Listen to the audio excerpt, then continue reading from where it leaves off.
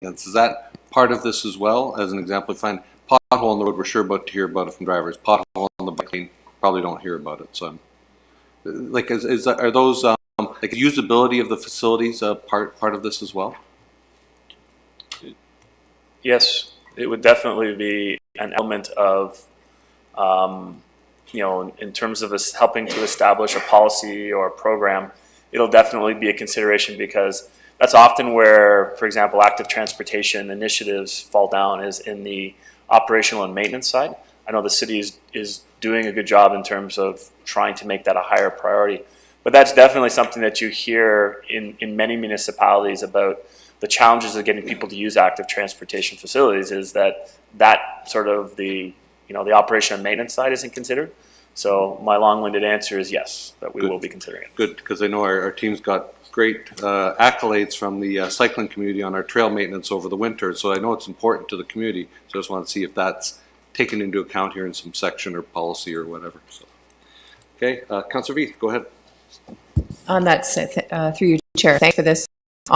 Vein, I often come across, I'll be coming out on a trail to a sidewalk that is beside a street that has a bike lane, and there's a huge curb. So I end up riding my bike on the sidewalk to get down.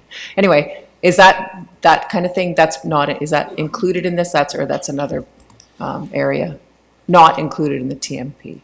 Yeah, no, good question, Councillor Veith, and through you, Mayor Jaworski, is a question that's come up a number of times, but it's something that we are, again, it's one of those in the background things that we actually are doing, more so when we become aware of them, as some infrastructure is built privately, and then sometimes we don't hear about that the little bit of a connection or the nuances, around that site itself. But it's something that we're working on, curb cuts, also the AODA compliance with the plates, etc. We're trying to chip away at those low-hanging fruit.